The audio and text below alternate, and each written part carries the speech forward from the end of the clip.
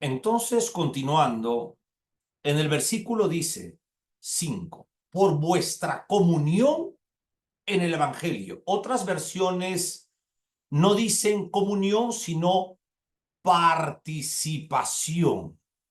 Por vuestra participación. Lo voy a poner acá con rojo. Y la palabra griega para ambos es koinonía. Muchas veces se dice en las congregaciones o en la iglesia local, estamos en koinonía. Y usan esa palabra en koinonía para salir a participar un desayuno o un almuerzo. Es verdad, forma parte de la comunión. Pero acá estamos hablando de una comunión de algo especial, que es el Evangelio. Es decir, una relación de afecto y mutua pertenencia que deriva de la fe común de las buenas nuevas del Señor Jesucristo. Porque de tal manera amó Dios al mundo que envió a su Hijo. ¿Para qué? Para que todo aquel que en él crea no se pierda y tenga vida eterna. Acá vemos algo dentro de la doctrina de la soteriología. Dios potencialmente envía a su Hijo para salvación a todos, a toda la humanidad. Potencialmente Dios puede salvar a todos. Pero ¿quién se salva? Todos aquellos que creen. O sea, la salvación potencialmente es universal, pero virtualmente se salvan los que creen. O sea, porque de tal manera amó Dios al mundo que envió a su Hijo para que todo aquel que en él cree. Ahora, ese creer está relacionado con otros aspectos también, porque hay gente que cree y está en el mundo y cree que es salvo. No, pues, está relacionado con otros aspectos, pero tenemos a ese ladrón, a esa lacra social que estaba al lado de la cruz de nuestro Salvador, y él creyó verdaderamente y ya estaba para morir y él fue salvo. Sin necesidad de congregar, sin necesidad de un bautismo, sin necesidad de una santa cena, sin necesidad de diezmar. ¿Te diste cuenta? Ahora, esta asamblea de hermanos, hablo de Filipos, no solamente son testigos de Cristo para llevar el evangelio, sino que comunican los equipos evangelísticos que están en el campo de misión. Esto es muy importante porque esta es una iglesia modelo. Hay hermanos, seguramente no todos, vuestra comunión, vuestra coinonía en el evangelio. ¿Y por qué en el evangelio? Acá es lo que nosotros, mi hermano Eder, tenemos que ingresar a una materia que se llama la doctrina de la eclesiología. La doctrina Amén. de la doctrina de la eclesiología es la doctrina referente a la iglesia. La misión, salir a evangelizar, es mover todo un equipo. Es mover. No hablo de hacer un evangelismo y mover los parlantes en una cuadra y sacas las sillas. Esa es una clase de evangelismo. Sino salir a evangelizar, hacer misiones. Por ejemplo, nosotros acá tenemos cantones, tenemos ciudades de pueblo indígena. El pueblo indígena, mucho pueblo, es muy humilde. Son personas que trabajan en la tierra. Son personas que no han ido a un colegio. Ese es un campo misionero, por decirte. El poder ir y poder llevar una canasta de amor y poder tocar la puerta y entregar una canasta de amor y poder ahí hablar sobre qué, sobre el evangelio. Son diferentes misiones que hay en el mundo. Por ejemplo, nosotros, nuestro ministerio tiene aquí eso. Hay otros que están en el África, otros que están en China. Y todas estas misiones necesitamos dinero, porque es un verdadero ministerio que se extiende, que el evangelio de salvación. Entonces, esta asamblea de hermanos, mira, comunicaba vida a los equipos evangelísticos. La carta se produce para que Pablo dé gracias por una ofrenda.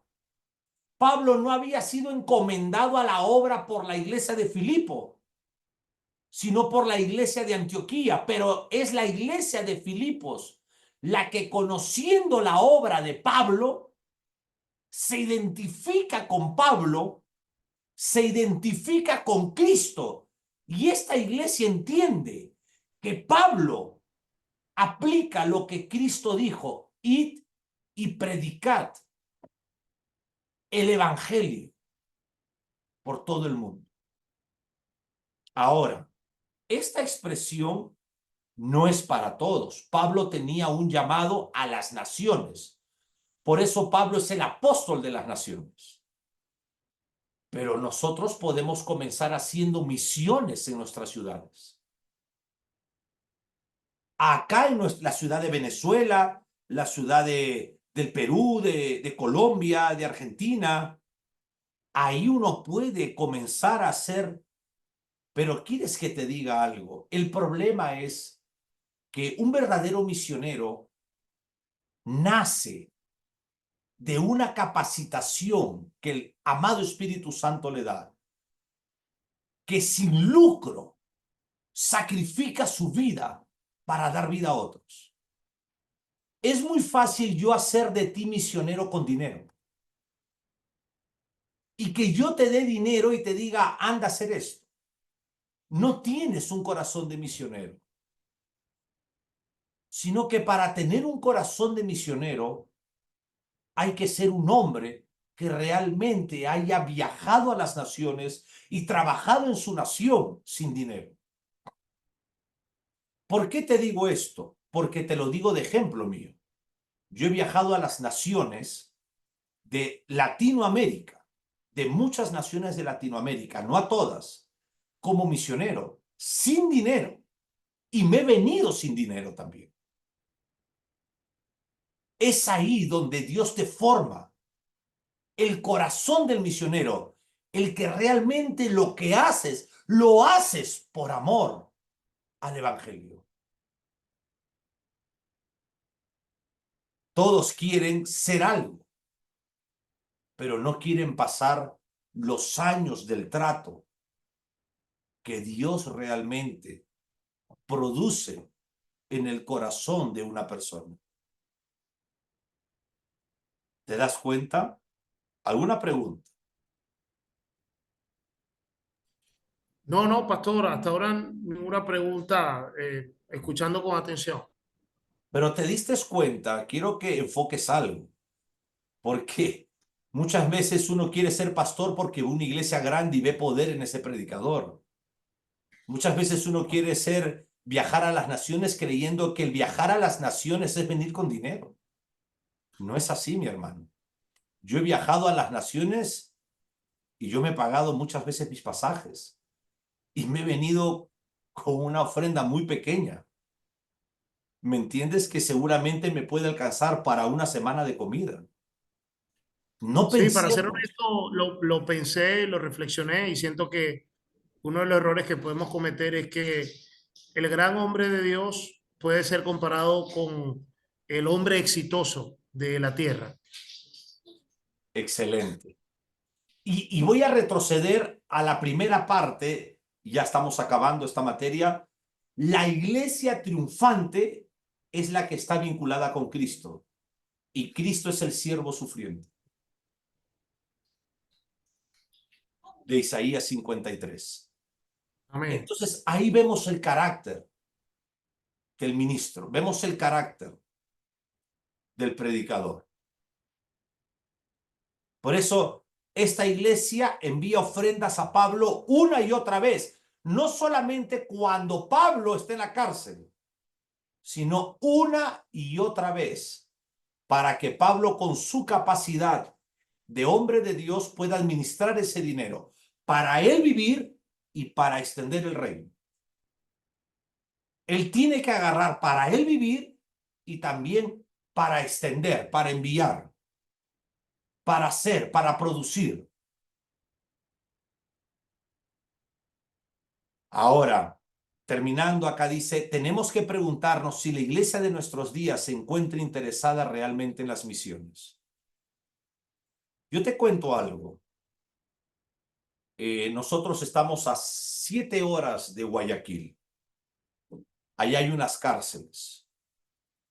Nosotros como capellanes hemos ido, hemos tratado de tener alguna clase de bendición para ir, porque mover de acá hasta allá cuesta mucho, mover un equipo de evangelístico. Pero hemos llegado y ahí hay un pastor, Arturo, muy lindo.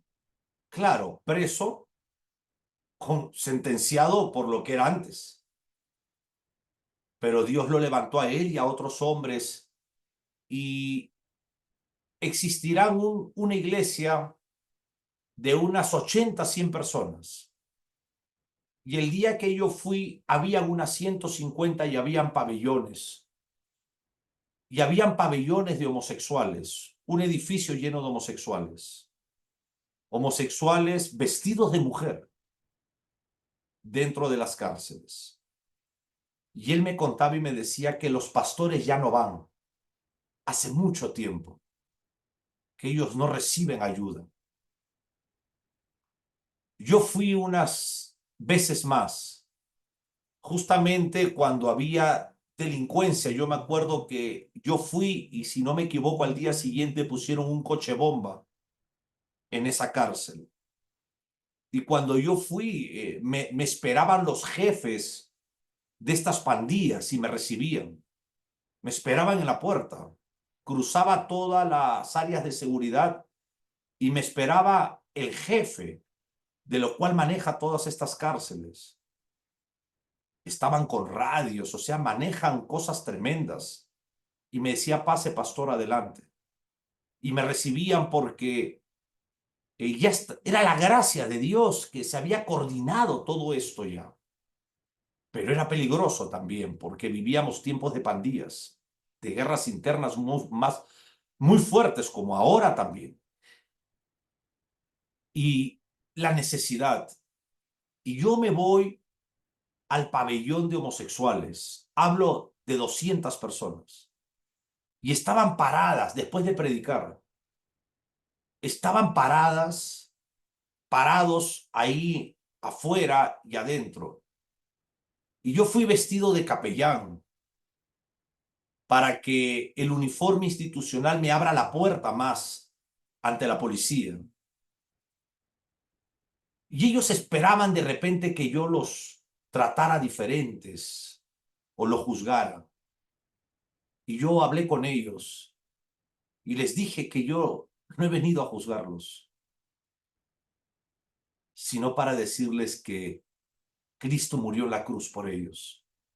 Y los abracé, algunos. Y me invitaron a entrar al pabellón. La gente estaba con sida dentro, hermano. La gente tenía sida ahí. Muchos para morir y otros convertidos al evangelio. Pero mira al televangelista, pues, que sale, que pide ofrendas y que lo van a invitar a predicar allá y todos lo aplauden. ¿Por qué no se va allá? Pero no para filmar, sino para sentir el corazón del prójimo. Ese era Pablo. Ese era Pablo. Pablo era un hombre que entregó su corazón a Cristo. Por eso él dijo, para mí el vivir es Cristo y el morir ganancia.